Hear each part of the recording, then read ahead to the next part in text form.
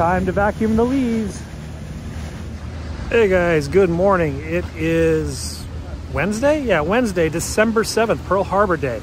And I am up on Capitol Hill today. We're going over to the Supreme Court where a very major election case is about to be argued before the justices. Should be some protesters out front. It is pretty wet and rainy, so I'm not sure what we're gonna see. But let's go take a look and I'll show you what I see. So over there is the Library of Congress. That's the Jefferson building. That has the beautiful ornate reading room and lobby that I showed you, and the Jefferson's library is actually stored in there. You guys can take a look at it if you visit. Across the street here is the Supreme Court, and we're just on the side. These are the offices, I think. Justices are the clerks. And then, of course, straight ahead is the U.S. Capitol building. There are there's some people out here. I don't know how many press and how many protesters, but let's go take a look, and you guys can see for yourself what it looks like today if I don't get hit by a car. I think I hear a cheer or a chant. Oh, is this the line to get in? This could be the line to get in. The public is allowed to go in, but only, I think, 60 people can go into the chamber at any one time. And I think sometimes they rotate, like after each case they kick some of the people out so more people can go in. So I think this is the public viewing line. Yeah. And here we go through the press gallery. Pretty small today, not like the abortion cases. There's quite a few protesters out here though. Let's slide over.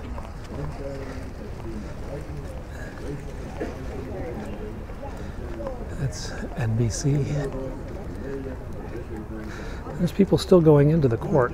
Those are like friends of the court. More press guys out here.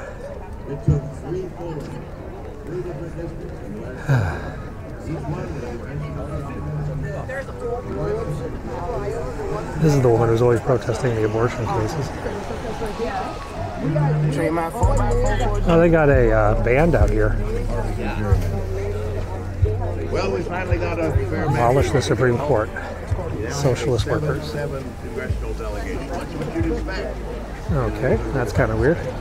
But that was only because our state took seriously our state constitution, equal protection law, and ordered the partisan gerrymanders revived. The Republicans didn't like it. After drawing 10-3 maps for a decade, they didn't like 7-7. They didn't like a fair map. So they brought this. What's being argued today is the Moore case. I think it's Moore versus Harper from North Carolina. And it deals kind of with gerrymandering, but it's actually more of a theoretical idea of something called the state legislature doctrine. The Constitution gives state legislatures the right to determine how elections gives state legislatures the power to conduct elections. And, well, some people say that gives the state legislatures unbridled, unchecked power. That's what these people are protesting. And that state legislatures can basically do whatever they wanted, even overturn an election of the people if they wanted. Their arguments are being heard today. On anyone who gets in their way. This brazen attempt at a power. Fired up! Fired up! Fired up! Fired up! It's for our democratic society that the people shall rule, not politicians. There's NBC doing their stand-up outside the court. So that's the scene outside the Supreme Court. They've already started the arguments inside. They're still out here chanting and yelling in the rain, eating donuts. Let's go for a little walk, I think, down Capitol Hill. I saw something earlier I wanted to check out. Now, several of you reached out to me recently about a case called Brunson. A Brunson case is a case, I think, out of Utah, where a guy is suing basically the entire Congress and Joe Biden for following through with the election, and he's demanding Donald Trump be reinstated as president. Now, that case was heard in a district court and rejected, and then it was heard in a court of appeals and rejected unanimously, 3-0. So, of course, as his right, he's petitioned the Supreme Court for a review. Now the case is pending for whether or not they're going to give a review. I should just note that on average, about 97% of the cases that come up asking for a review are rejected at the Supreme Court.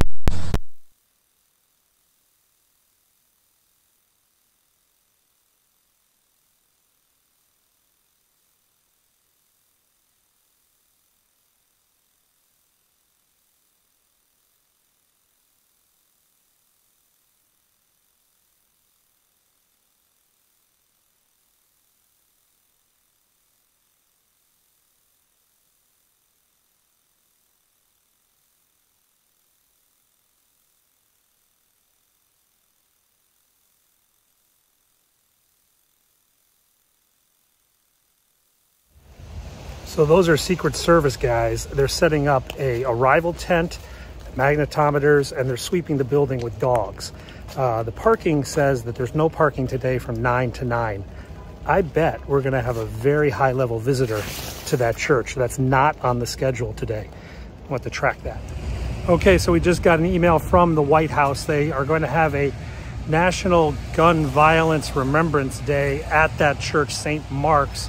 This evening. The president will attend later this evening. So I thought I had a scoop, but end up the schedule went ahead and updated it. So we're off on the 14th Street Bridge where there's been a 9-car smash up. We're going to be on the HOV lanes, I think, which are the toll lanes, and we should avoid the traffic mess. 14th Street Bridge is what connects Washington to Virginia, over to Reagan Airport and the Pentagon. Over on my right though, there's, you can see the fire truck response. It's a slippery, wet day. So, oh boy. I don't see any crushed cars yet. There's a couple fender benders. A lot of cars over there though.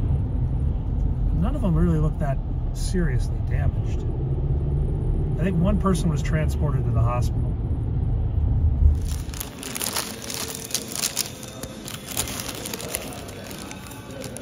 So the U.S. Navy ceremonial units are showing up here at World War II for the Pearl Harbor event, fitting as many of the Navy guys suffered the most in the attacks.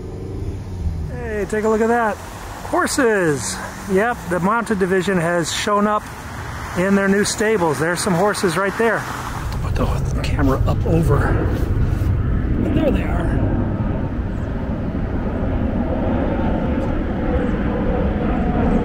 So it looks like this structure that we've been watching for the last few months, this is the new Park Police Mounted Division forward stables. It looks like it's now occupied with actual horses. And I guess the police are now working out of this base. Their main base is up in Rock Creek. This one was just replaced and modernized. It's quite nice. Let's see out here, they've got a place for the horses to exercise.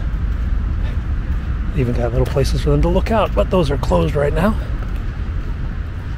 So, it might not be formally open, but there's definitely horses there. Let's make our way to the World War II Memorial. Stick out of this mud. High-ranking DOD brass. I think that's the Vice Chairman of the Joint Chiefs of Staff, actually. Let's go get set up.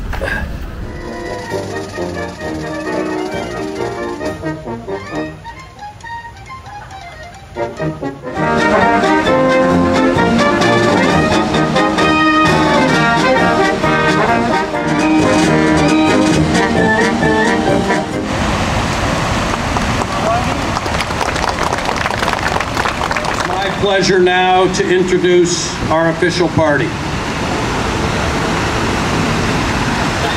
Vice Chairman of the Joint Chiefs of Staff, Admiral Christopher Grady.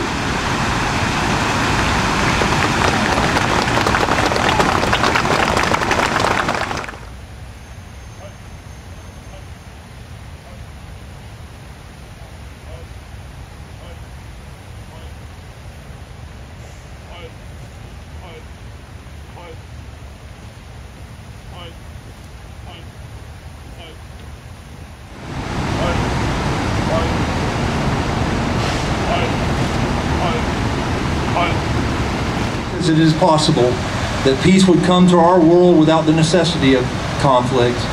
We also recognize that true peace can ultimately only come through you. We ask, Lord, that your providence of care and protection be upon those who are serving today in the United States military, and for those especially who are deployed, for their safety and for their loved ones back home while they are away defending our freedom.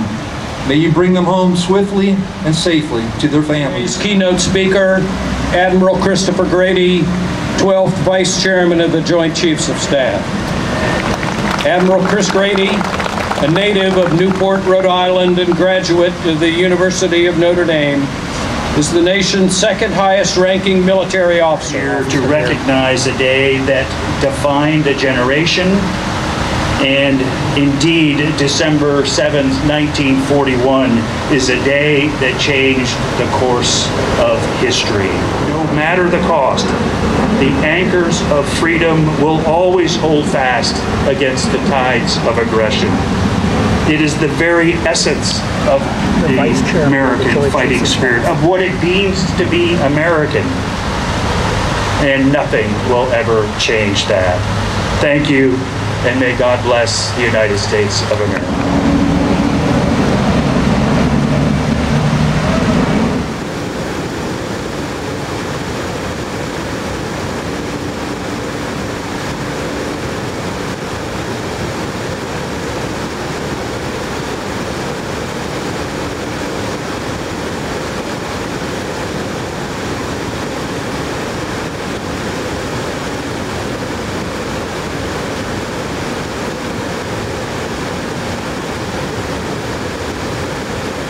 Representing the national...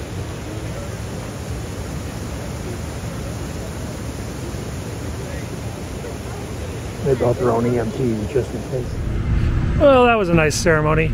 I just showed you the highlights here on this video. If you want to watch the whole thing, I did it as a live, and you can see that in my library. I'll put a link up in the top right corner. You could watch the entire ceremony if you feel like it. Let's continue on with our day, yeah? DAR Hall looks quite pretty for Christmas. All lit up.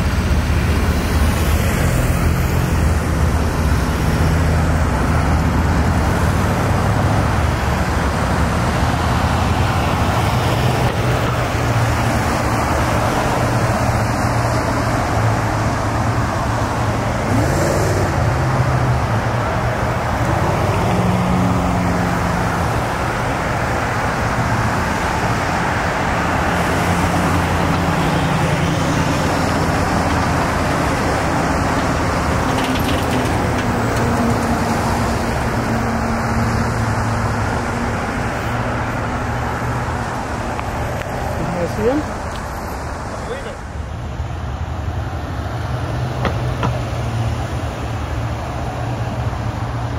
We're on our way out of town to get home for the night.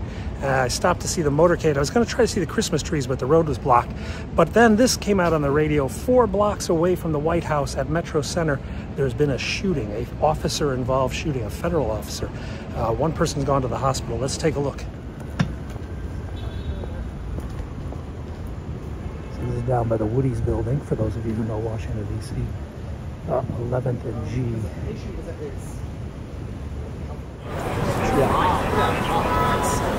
Thank you. No, thank you, sir.